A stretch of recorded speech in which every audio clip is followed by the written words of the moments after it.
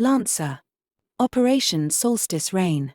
A two-part introductory mission series for Lancer pilots starting at LL0. By Kai Tave. Editing by Melody Watson. Layout by Minerva McJanda. Cover by Tom Bloom. Illustration by Connor Dodd, E.M. Fields, Peyton G., Juan Tan, and Gwen Williamson. Map design and additional content by Dunya Cat. The X-Card by John Stavropoulos. Script change toolbox by Beau Jágr Sheldon. Ttrpg safety toolkit by Kienna Shaw and Lauren Bryant-Monk.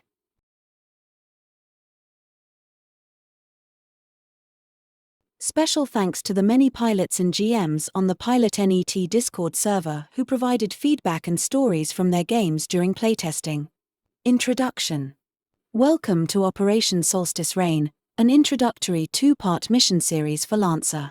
In these missions, players will take on the role of mech pilots tasked with leading a rescue mission on the besieged city of Nova Alizia.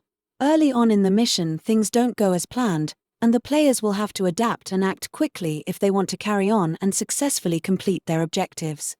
Operation Solstice Rain is designed to allow you and your players to quickly begin playing Lancer with minimal preparation. You'll dive into two linked missions, beginning at license level, or LL0, and ending just as they reach LL2.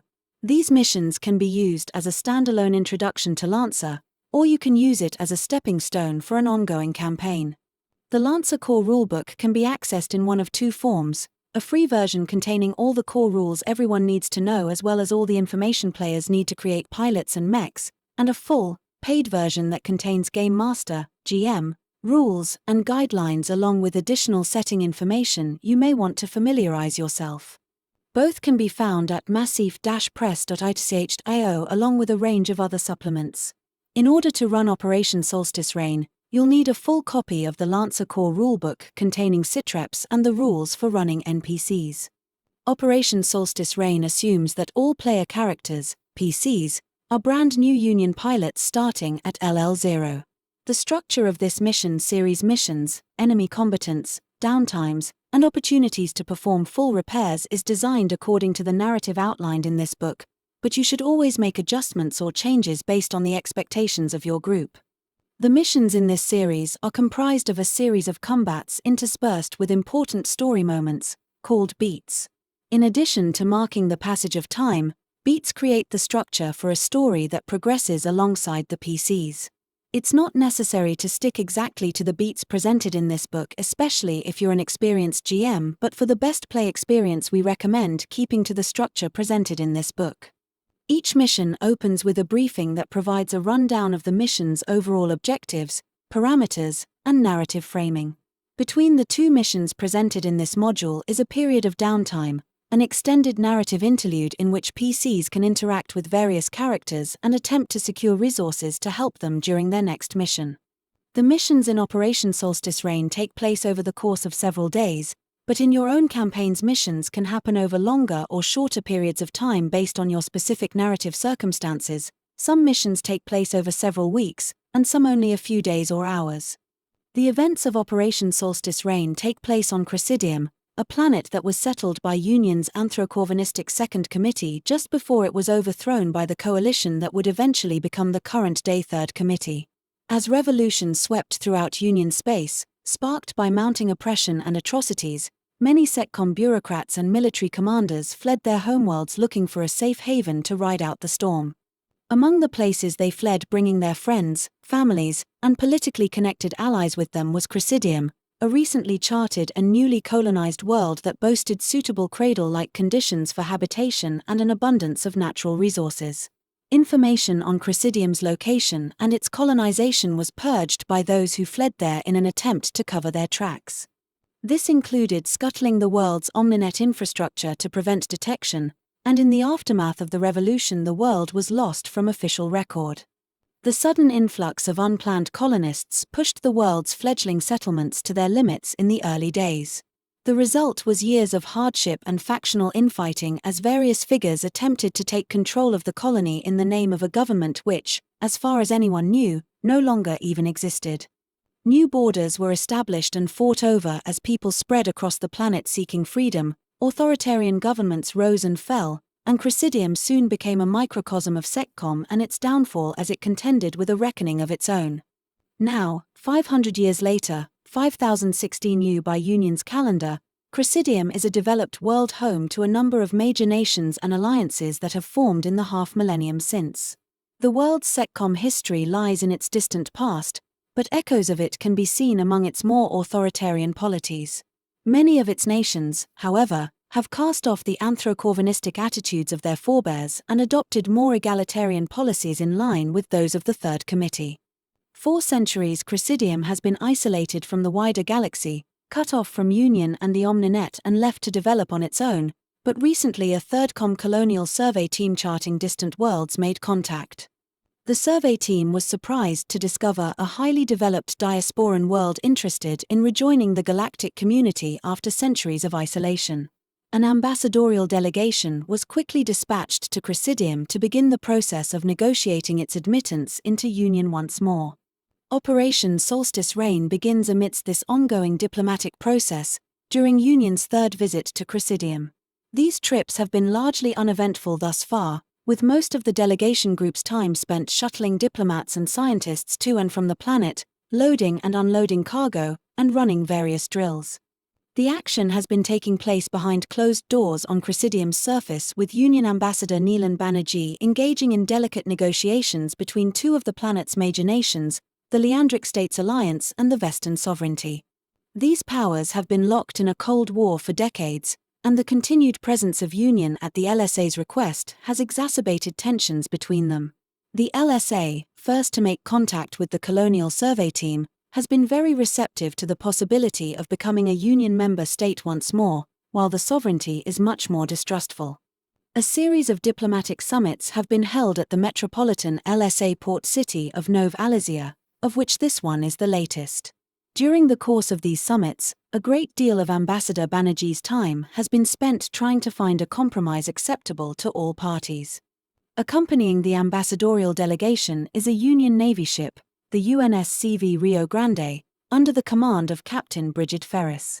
The Rio Grande is an Ebro-class light carrier, a vessel well suited for both independent patrols and escort duties like the one she's currently performing as part of the diplomatic mission.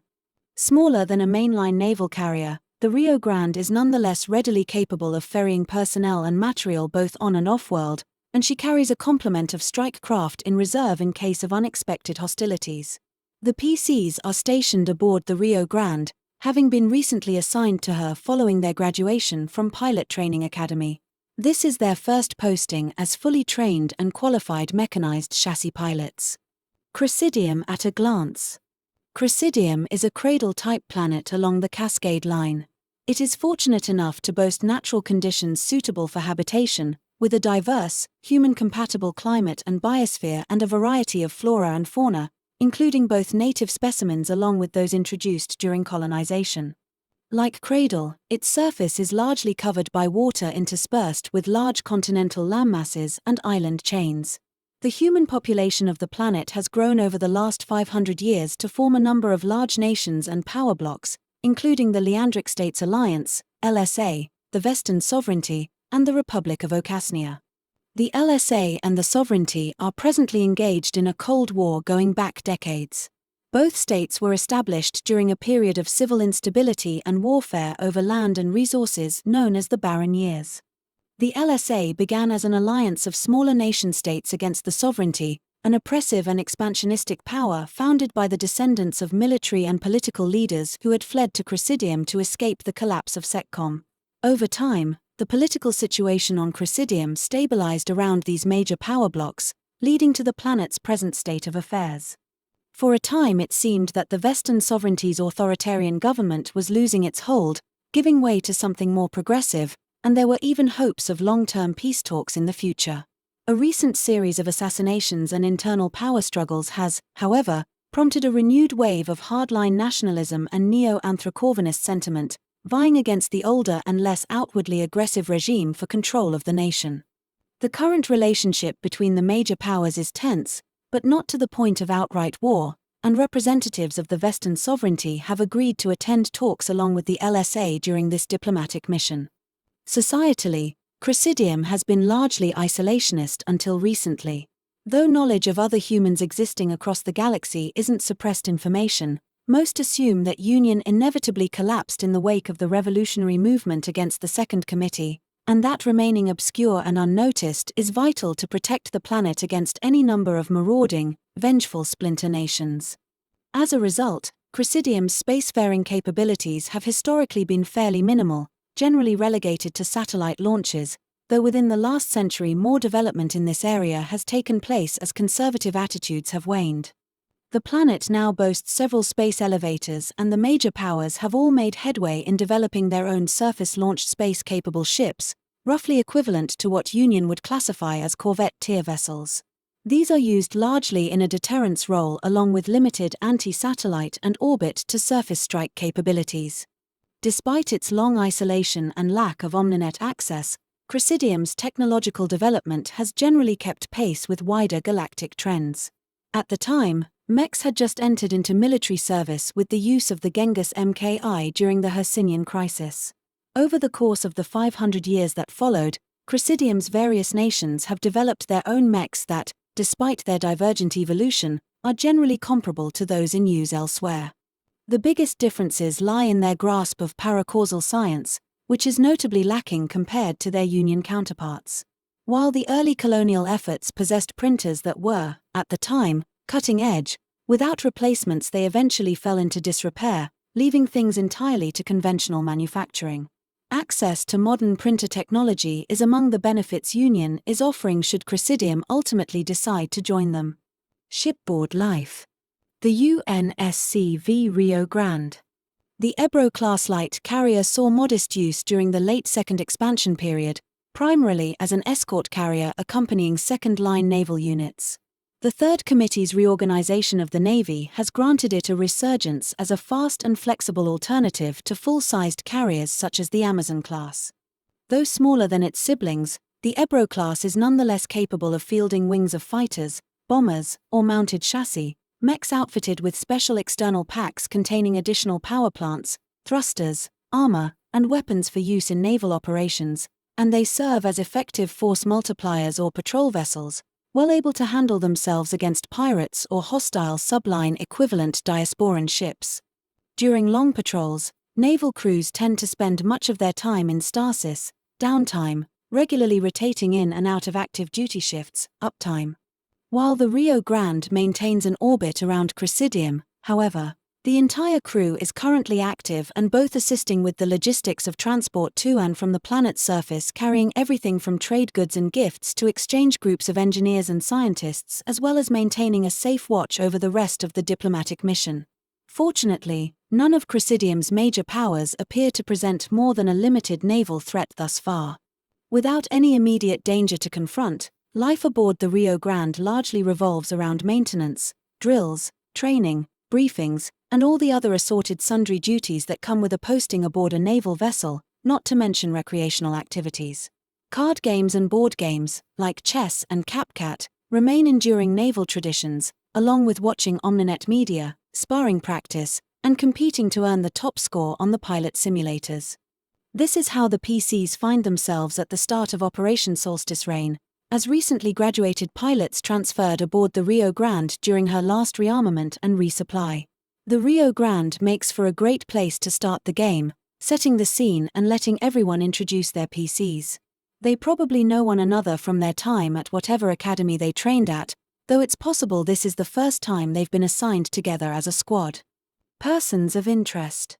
Even a light carrier like the Rio Grande isn't a small ship, and there are plenty of other personnel serving alongside the PCs for them to interact with. These are some of the notable NPCs they may encounter during their time aboard and have opportunity to interact with in the weeks leading up to the events of this mission series. Captain Bridget Ferris. She, her. Captain Ferris is a career naval officer, having served for 20 years subjective, 10 of those as captain of the Rio Grande after her promotion from executive officer aboard the cruiser Reykjavik. In that time, she's proven herself to be a confident and capable commander whose quick thinking and level-headedness under pressure has earned her the respect of her crew.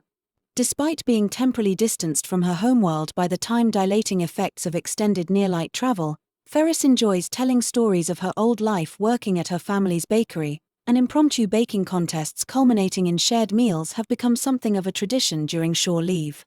Under Ferris's command, the Rio Grande has seen occasional combat duties on her long interstellar patrols, primarily anti-piracy actions, notably against the infamous Dead Sons pirate clan, as well as joint operations with the Department of Justice and Human Rights Task Force during the liberation of Corazon.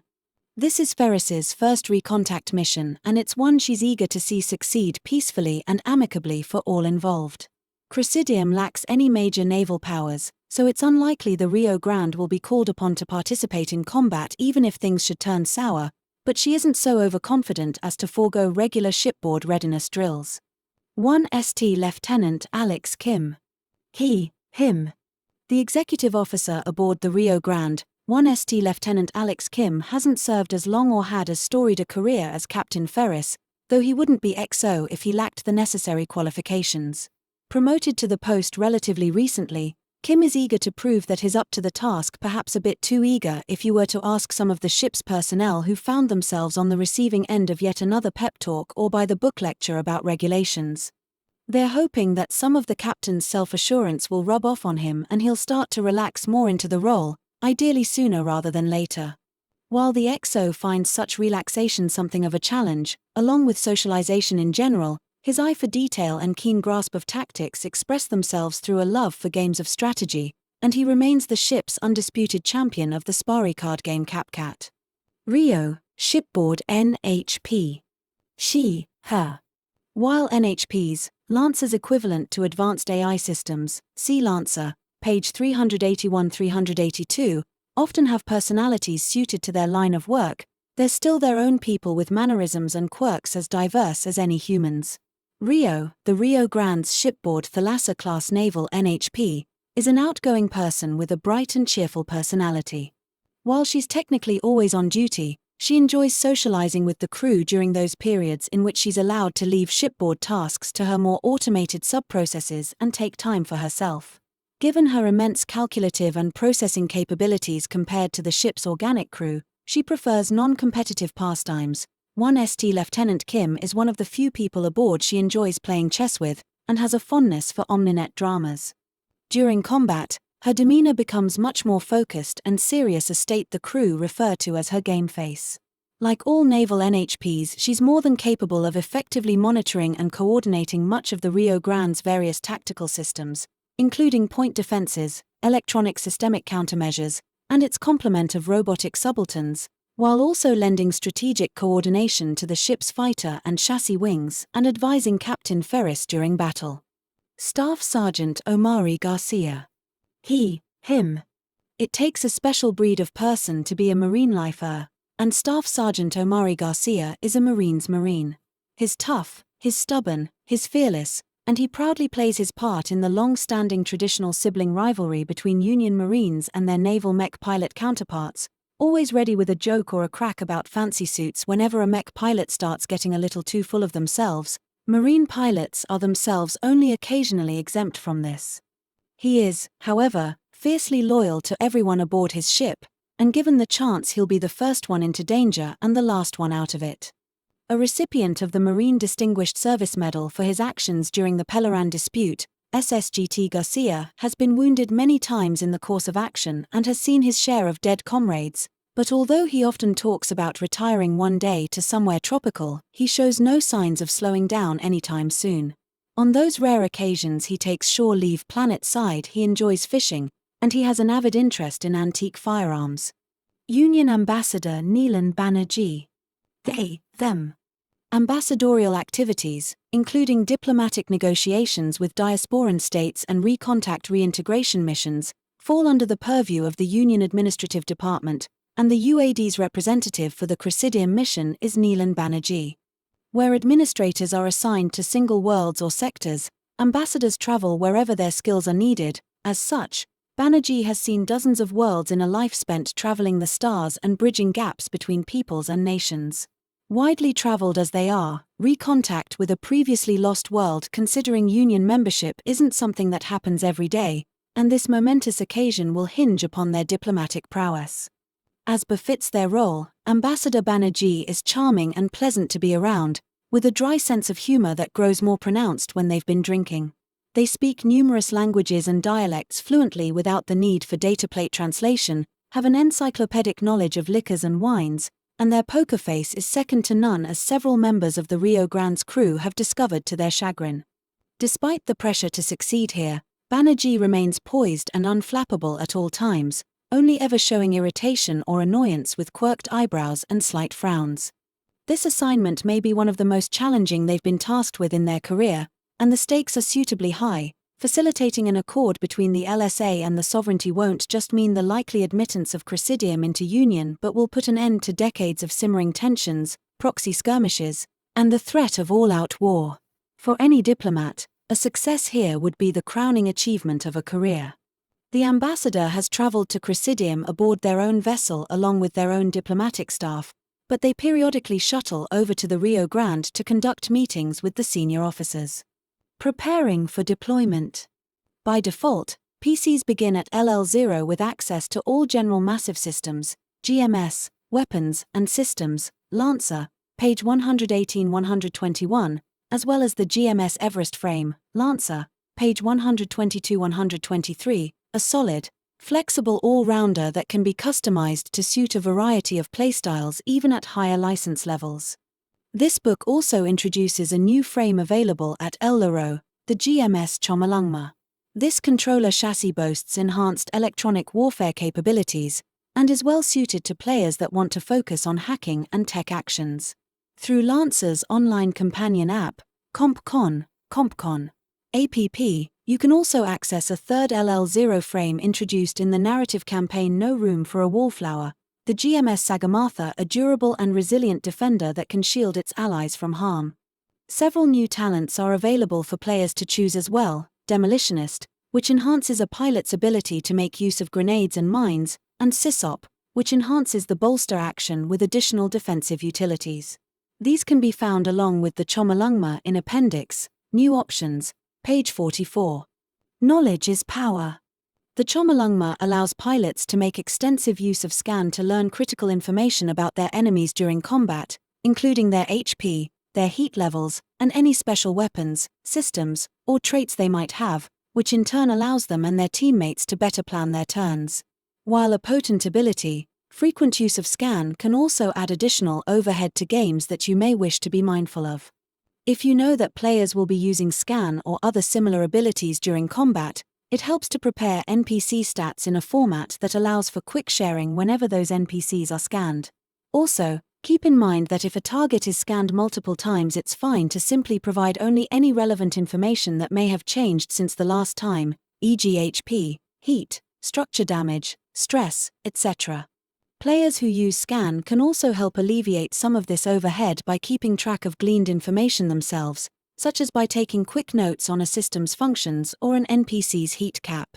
How open you wish to be with NPC information, with or without scan, is up to you, but it's important to note that two pieces of information should always be available upon request to players at all times: an NPC's class and any templates they have, Lancer, page 284. Players should always be able to find out, for example, whether an NPC is using the grunt template before attacking them with powerful, limited-use weapons, or whether the enemy leveling an automatic weapon at them is an assault or an archer.